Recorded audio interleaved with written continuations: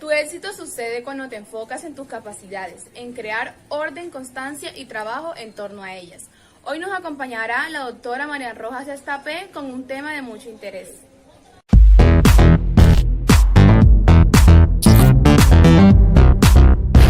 Pues la verdad es que sacas un tema apasionante y que cada vez interesa más. Interesa en las empresas, interesa en la educación, interesa en los colegios. Es verdad. ¿Y la empatía se nace o se hace? Bueno, hay un poquito de se nace y hay un poquito de se hace. Es decir, hay personas, hay personalidades, incluso hay trastornos psiquiátricos o psicológicos que carecen de esta empatía, que ahora hablaremos de ellos. Y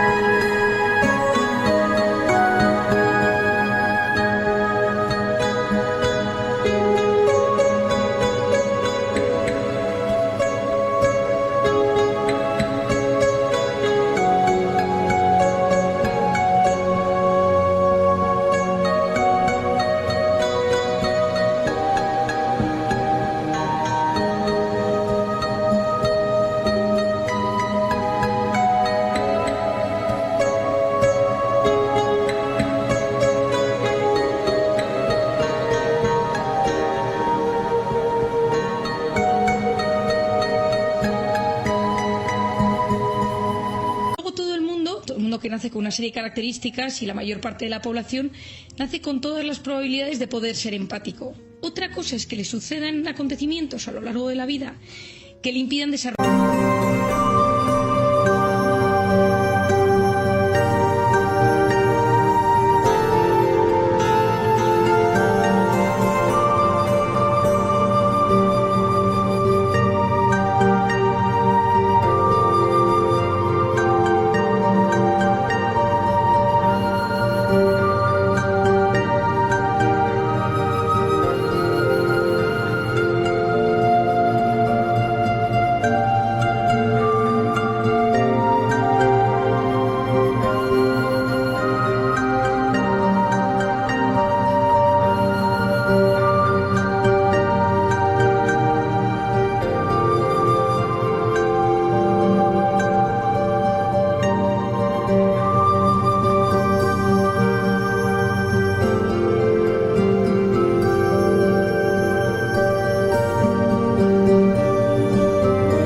Ese gran potencial.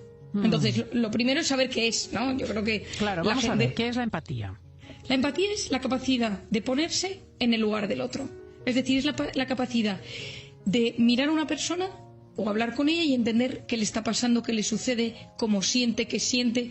De una manera es no tanto sufrir lo que está sufriendo, sino comprenderlo. Hay personas que les estás contando algo y lo sufren como si fuera en su propia piel, hasta un grado que te tienes que callar porque generas muchísima angustia en la otra persona. Eso es la compasión, eso es gente excesivamente empática que lleva a la compasión, o a personas altamente sensibles que sufren en exceso por ese alto grado de empatía. Pero la empatía normal de andar por casa, la que tenemos todos o que tenemos que fomentar todos, es que yo estoy contigo, yo te hablo y soy capaz de escucharte, de comprender tus sentimientos. Uso las palabras para consolar y para acompañarte. No te juzgo. Es decir, te estoy escuchando y no te estoy juzgando, porque lo que nos suele pasar, esto es muy aprendido por el cerebro del ser humano, es que nosotros estamos con alguien y lo primero que hacemos es juzgarle según nuestro sistema de creencias, según nuestra historia, según nuestra biografía. Y hay un primer juicio antes de un primer entendimiento. Y la empatía es cuando consigues entender antes que juzgar. Y sobre todo también la empatía requiere pues expresarte con delicadeza, con mimo, con educación. En vez de que te salga, este es un sucio, este es mal educado, es antes de juzgar, intento pensar qué ha sucedido. A mí me pasa esto mucho en consulta, ¿no? A veces me viene gente contándome historias que activan un resorte dentro de mí, porque todos nosotros tenemos resortes. Claro. Pero siempre antes de saltar, intento pensar, a ver, ¿por qué me lo está contando? ¿Por qué lo hizo? ¿Por qué ha hecho esta maldad? ¿Por qué ha arruinado la vida de esta persona? ¿Por qué ha sido infiel? ¿Por qué ha traicionado? Y buscando ese por qué, antes de juzgar, ejercitas la empatía. Sí. Y decías antes que se puede educar cierto grado de empatía, pero que hay circunstancias de la vida que pueden desproveerte de ella o que pueden hacer que no la tengas. ¿A qué circunstancias te refieres? Mira, esto es una de las cosas más bonitas que yo he descubierto, que yo no he descubierto nada, pero que yo he llegado al estudio de ello en los últimos años. Cuando me di cuenta que había hormonas que nos activaban la empatía, que esta es la famosa oxitocina de la que tanto hemos hablado aquí. La oxitocina es la hormona del parto y de la lactancia y es la hormona que se activa en las contracciones y también cuando una persona está amamantando, pero es el signo bioquímico de la empatía. Es decir, tú estás con alguien. Imagínate, tú tienes una reunión de trabajo, tienes que hablar con tu jefe y estás de los nervios. Y entonces tienes que presentar los resultados en la empresa. Y viene un compañero tuyo y te dice, oye, no te preocupes, que si algo no te acuerdas, yo te apoyo durante la presentación. Ese momento de empatía de, te entiendo que estás nerviosa, que te enfrentas a un reto, yo estoy a tu lado y te apoyo, genera un pico de oxitocina brutal porque alguien ha empatizado contigo. Uh-huh. Las situaciones de miedo nos impiden empatizar porque activas la supervivencia. Cuando tú vas en modo miedo por la vida, modo cortisol, modo alerta, modo incertidumbre, modo COVID, modo guerra, modo lo que hemos conocido en los últimos tiempos, tu cerebro te impide ponerte en el lugar del otro porque vas intoxicado de cortisol y cuando estás intoxicado de cortisol la oxitocina no puede salir. Y entonces cuando tú vives con miedo, tú vas por la calle llegando tarde a la oficina y ves a un pobre pidiendo dinero en la calle. No ves ni el mensaje, no ves si está con un niño o está solo, no ves si lleva ropa o va sin zapatos, porque tu cabeza no puede empatizar, no puede ponerse en ese lugar. Cuando tú quieres ayudar a alguien tienes que bajar de tu modo alerta para poder conectar con las demás personas. O sea, incluso podríamos decir que un niño con un miedo intenso en la infancia, pensemos por ejemplo en los niños guerrilleros o las niñas raptadas para la prostitución, tienen muchas posibilidades de crecer sin empatía. Bueno, y tienen posibilidades de crecer con un grado de sensibilidad alterado. Es decir, no es lo mismo si tú a lo largo de la infancia has vivido una infancia donde hay gritos, donde hay maltrato, donde hay abandono, donde hay soledad, tu forma de conectar con las emociones de los demás, que esto en el fondo es la empatía, va a estar deteriorada o va a estar alterada. Por eso es tan importante esto en la educación de los niños. Tú me preguntabas al principio, tú me decías, ¿no? Hay gente que no lo tiene. Bueno, por ejemplo, la gente que tiene rasgos psicopáticos son gente que no se adaptan a las normas sociales, les cuesta conectar con los demás, incluso disfrutan haciendo sufrir a los demás, ven a otro enfrente llorar y eso incluso les produce un cierto agrado, ¿no? Bueno, pues esto tiene varias causas. La neurociencia cada vez las investiga más, pero casi siempre hay una herida profunda en la infancia.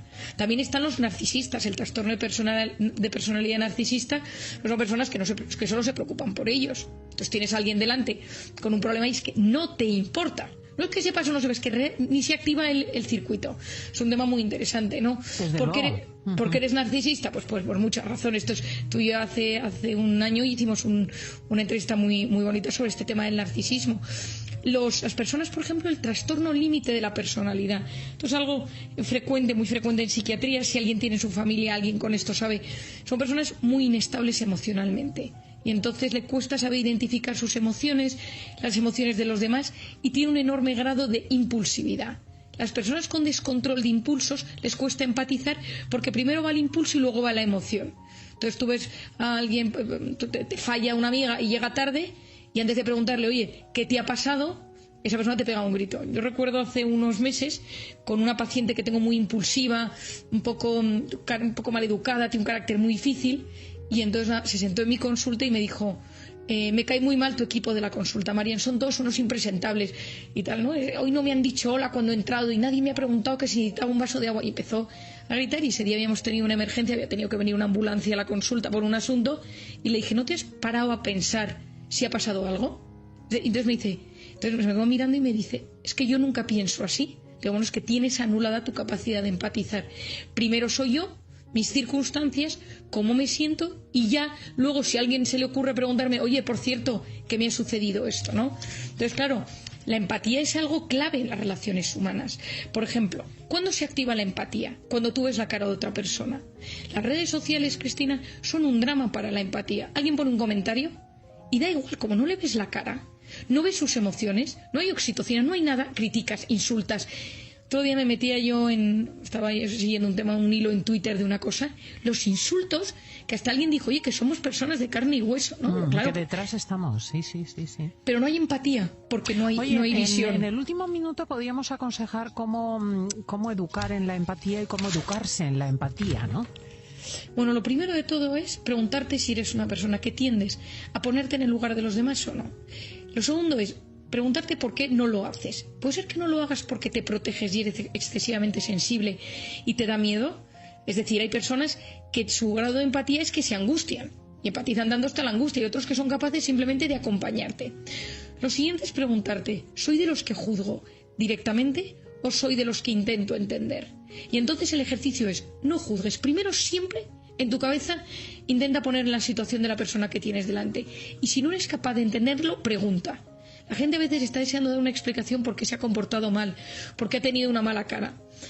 A nivel de los hijos, háblales de las emociones. Es decir, si tu hijo viene enfadado porque le han quitado su peonza, sus cromos, sus Pokémon, etcétera, a ti como adulto te parece una estupidez.